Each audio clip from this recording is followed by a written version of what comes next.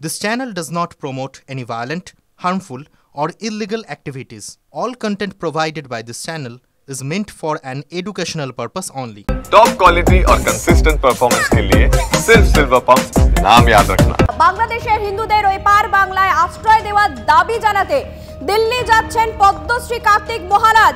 এই মুহূর্তের অন্যতম বড় খবর, বাংলাদেশে হিন্দুদের এপার বাংলায় আশ্রয় দেওয়ার দাবি জানাতে এবার দিল্লি যাচ্ছেন পদ্মশ্রী কার্তিক মহারাজ। রাজনৈতিক পরিবেশ, হিন্দু সমাজের অবস্থা দেখে হতাশা হয় মন্তব্য করছেন কার্তিক মহারাজ। শুভেন্দু অধিকারীর সঙ্গেও কথা বলবেন বলে জানিয়েছেন বেলডাঙ্গা ভারত সেবাশ্রমের সন্ন্যাসী। রাজনৈতিক পরিবেশ, হিন্দু সমাজের এই অবস্থা এবং সেই সঙ্গে সঙ্গে আমাদের যেসব ইনভেস্টিগেশন হচ্ছে তাদের রিপোর্টেও একটু হতাশা হয়। তবু অনেক সময় মনে হয় যে রবীন্দ্রনাথের সেই কবিতা, তো ডাক শুনে যদি কেউ না আসে একলা চলো রে, তা আমি শুভেন্দুদাকে সেটা বলেছি। দিল্লিতে আমাদের পশ্চিমবঙ্গের সমস্যা, এটা মার্চ মাসের মধ্যেই যাব। পশ্চিমবঙ্গের বর্তমান আমাদের যেটা সমস্যা হচ্ছে বাংলাদেশের হিন্দুদের দুরবস্থা, সেখানে বর্ডারে তাদেরকে পাস করে নিয়ে আসা এবং সেই সঙ্গে সঙ্গে তাদের ব্যবস্থা করা। তারা তো অনুপ্রবেশকারী নয়, তারা হচ্ছে শরণার্থী। তারা তাদের ধর্মের জন্য, ধর্ম পালন করার জন্য তাদেরকে বাধ্য হচ্ছে ওখান থেকে চলে আসার জন্য, তাদের সুব্যবস্থা করা। আর সেই সঙ্গে সঙ্গে পশ্চিমবঙ্গের রাজনীতির ক্ষেত্রে যত সত্বর ব্যবস্থা করা। দিল্লি সিবিআইয়ের ভূমিকা নিয়েও একটু আলোচনা করা হবে সেখানে বিস্তারিত। দিল্লি যাওয়ার সিদ্ধান্ত নিয়েছেন কার্তিক মহারাজ। কথা বলবো, আমাদের সঙ্গে রয়েছেন আমাদের প্রতিনিধি কৌশিক। কার্তিক মহারাজ কি একলাই যাবেন? কি দাবি নিয়ে তিনি দিল্লির দ্বারস্থ হতে চলেছেন? দেখো, কার্তিক মহারাজ মূলত যেটি বিষয়টি জানিয়েছে, সব থেকে তার বেশি দাবি হচ্ছে কি, যারা বাংলাদেশে হিন্দু নিপীড়িত হচ্ছেন তাদেরকে এই দেশে শরণার্থী হিসেবে আনা, অর্থাৎ সিএ আওতায়, যে এনআরসি সিএ আওতায় তাদেরকে ভারতে প্রবেশের অগ্রাধিকার দিয়ে তাদেরকে ভারতে আনা। এবং এর পাশাপাশি কিন্তু সব থেকে বড় গুরুত্বপূর্ণ বিষয় হলো যেমন হিন্দু বাংলাদেশিদের নিয়ে আসা এবং পাশাপাশি ইডি সিবিআই এর যে ভূমিকা, যেমন সাধারণ মানুষও প্রশ্ন তুলেছিল আরজিকর কাণ্ড বা বিভিন্ন দুর্নীতি মামলায় ইডি সিবিআই এর ভূমিকা নিয়ে যেমন সাধারণ মানুষ প্রশ্ন তুলছিল, সেই সমস্যা নিয়েও কিন্তু দ্বারস্থ হচ্ছেন। এবং তিনি যেটা জানতে চাইবেন যে ইডি সিবিআই যে তদন্তগুলো করছে সেসব তদন্তের ক্ষেত্রে গতি প্রকৃতি কি, সেই সব জানার চেষ্টা করবে। তার মনে প্রশ্ন সংশয় হয়েছে। এবং পাশাপাশি তিনি আরেকটা খুব মন্তব্য করেছেন যেটা শুভেন্দু অধিকারীকে নিয়ে। গতকাল ডায়মন্ড হারবারের সভা থেকে তিনি বলেছিলেন যে শুভেন্দু অধিকারী মাঝে মধ্যে হতাশ হয়ে পড়েন এবং সেক্ষেত্রে যদি দিল্লির কাছে আমরা যাব, দিল্লিতে যদি সে বার্তা না পাই তাহলে একলা চলার কথা। যেমন আমাদের সঙ্গে কথা বলার সময় কৌশিক, এই মুহূর্তে টেলিফোনে আমরা যোগাযোগ করতে পেরেছি বিজেপি নেতা জগন্নাথ চট্টোপাধ্যায়ের সঙ্গে। জগন্নাথ বাবু, আপনাকে স্বাগত জানাই। কার্তিক মহারাজ বাংলাদেশের হিন্দুদের এপার বাংলায় আশ্রয় দেওয়ার দাবি জানাতে এবার দিল্লি যাওয়ার সিদ্ধান্ত নিয়েছেন, এই উদ্যোগকে আপনি কিভাবে দেখছেন? দেখুন, বাংলাদেশের হিন্দুরা শরণার্থী হয়ে এপারে যাতে আসেন তার কারণেই দেশের নাগরিকত্ব আইন তৈরি হয়েছে। নাগরিকত্ব আইনের মূল বিষয়ই হচ্ছে ধর্মীয় উৎপীড়নের কারণে বাংলাদেশ, আফগানিস্তান, পাকিস্তান থেকে আগত হিন্দু শরণার্থী, শুধু হিন্দু নয় আরো 6টি মাইনরিটি আছে, তারা এদেশে এলে এদেশে আশ্রয় পাবেন।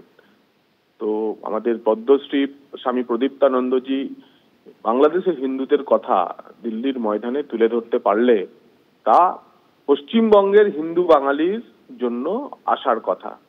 আমরা নিশ্চিতভাবে জানি যে কোনো দেশের কোনো শরণার্থীকে কোনো দেশে আশ্রয় দেওয়ার জন্য দেশের পররাষ্ট্রনীতি এবং দেশের স্বরাষ্ট্রনীতি থাকে।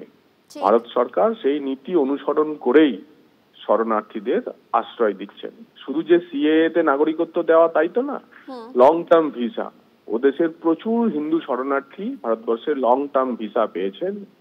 সেই লং টার্ম ভিসা পেয়েও তারা এখানে আছেন। বর্তমানের উদ্ভূত পরিস্থিতি, 5ই আগস্টের উদ্ভূত পরিস্থিতির পরেও শুধুমাত্র হিন্দু না, সে দেশের বিরোধী রাজনীতি করা বহু মানুষ যারা মুক্তিযুদ্ধের পক্ষে ছিলেন তারাও পশ্চিমবঙ্গে এবং ভারতবর্ষে আশ্রয় পেয়েছেন। তারপরেতেও প্রদীপ্তানন্দজির যে উদ্বেগ, আমরা সেই উদ্বেগকে সমর্থন করি। নিশ্চিতভাবেই হিন্দু বাঙালির জন্য যে বা যারাই স্বর তুলবে, ভারতীয় জনতা পার্টি সনাতনী হিন্দুদের কথা বলে, তাকে তাদের সমর্থন থাকবে। ধন্যবাদ জগন্নাথ বাবু। কথা বলছিলাম বিজেপি নেতা জগন্নাথ চট্টোপাধ্যায়ের সঙ্গে। রাজনৈতিক পরিবেশ, হিন্দু সমাজের অবস্থা দেখে হতাশা হয় মন্তব্য কার্তিক মহারাজের। আপনাদের আরো একবার শোনাবো কি বলছেন তিনি। রাজনৈতিক পরিবেশ, হিন্দু সমাজের এই অবস্থা এবং সেই সঙ্গে সঙ্গে আমাদের যেসব ইনভেস্টিগেশন হচ্ছে তাদের রিপোর্টেও একটু হতাশা হয়। তবু অনেক সময় মনে হয় যে রবীন্দ্রনাথের সেই কবিতার তো ডাক শুনে যদি কেউ না আসে, একলা চলো রে। তা আমি শুভেন্দুদাকে সেটা বলেছি। দিল্লিতে আমাদের পশ্চিমবঙ্গের সমস্যা, এটা মার্চ মাসের মধ্যেই যাব। পশ্চিমবঙ্গের বর্তমান আমাদের যেটা সমস্যা হচ্ছে বাংলাদেশের হিন্দুদের দুরবস্থা। সেখানে বর্ডারে তাদেরকে পাস করে নিয়ে আসা এবং সেই সঙ্গে সঙ্গে তাদের ব্যবস্থা করা। তারা তো অনুপ্রবেশকারী নয়, তারা হচ্ছে শরণার্থী। তারা তাদের ধর্মের জন্য, ধর্ম পালন করার জন্য তাদেরকে বাধ্য হচ্ছে ওখান থেকে চলে আসার জন্য। তাদের সুব্যবস্থা করা আর সেই সঙ্গে সঙ্গে পশ্চিমবঙ্গের রাজনীতির ক্ষেত্রে যত সত্বর ব্যবস্থা করা। দিল্লি সিবিআইয়ের ভূমিকা নিয়েও একটু আলোচনা করা হবে সেখানে বিস্তারিত। আপনারা দেখেছেন বিগত কয়েক মাস ধরে বাংলাদেশে হিন্দুদের ওপর কিভাবে অত্যাচার চলেছে, নিপীড়ন চলেছে, বাড়িঘর জ্বালিয়ে দেওয়া ঘটনা ঘটেছে। এমনকি বহু দম্পতি আছেন যারা কাঁটাতার টপকে এ রাজ্যে চলে আসতে বাধ্য হয়েছে, দেশে চলে আসতে বাধ্য হয়েছে। কারোর আবার অন্নপ্রাশন হয়েছে এই রাজ্যের মাটিতে। সেই জায়গায় দাঁড়িয়ে কার্তিক মহারাজ তিনি বলছেন যে বাংলাদেশের হিন্দুদের এপার বাংলায় আশ্রয় দেওয়ার দাবি জানাতে এবার তিনি দিল্লি যাওয়ার সিদ্ধান্ত নিয়েছেন।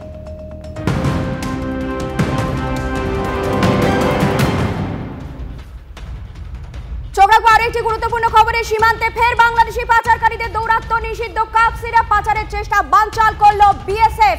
বিএসএফ এর বড় সাফল্য, কড়া নজরদারি চালাচ্ছে বিএসএফ। সীমান্তে ফের বাংলাদেশি পাচারকারীদের দৌরাত্ম্য নিষিদ্ধ। কাপ সিরাপ পাচারের চেষ্টা বানচাল করলো বিএসএফ। দক্ষিণ দিনাজপুরের গঙ্গারামপুরের মল্লিকপুরে উত্তেজনা। বিএসএফ জওয়ানদের ওপর হামলা। বাংলাদেশি পাচারকারীদের হামলায় জখম হয়েছেন এক বিএসএফ জওয়ান, ভর্তি রয়েছেন হাসপাতালে। তবু থেমে থাকেননি তারা, প্রতিহত করার চেষ্টা করেছেন যাতে কোনোভাবে কোনো অপ্রীতিকর পরিস্থিতি তৈরি না হয়। আত্মরক্ষায় গুলি চালালে আহত এক বাংলাদেশি পাচারকারীও। ভোরে 5 বাংলাদেশি দুষ্কৃতী কাঁটাতার কেটে ঢোকার চেষ্টা করে এবং সেই সময় বিএসএফ এর পক্ষ থেকে তাদেরকে বাধা দেওয়া হয়। এই ঘটনায় একজন বিএসএফ জওয়ান আহত হয়েছেন, একজন পাচারকারীও আহত হয়েছেন বলে খবর পাওয়া যাচ্ছে। বিএসএফ জওয়ান যিনি আহত হয়েছেন তার ছবি আপনারা দেখতে পাচ্ছেন, হাসপাতালে তার চিকিৎসা চলছে।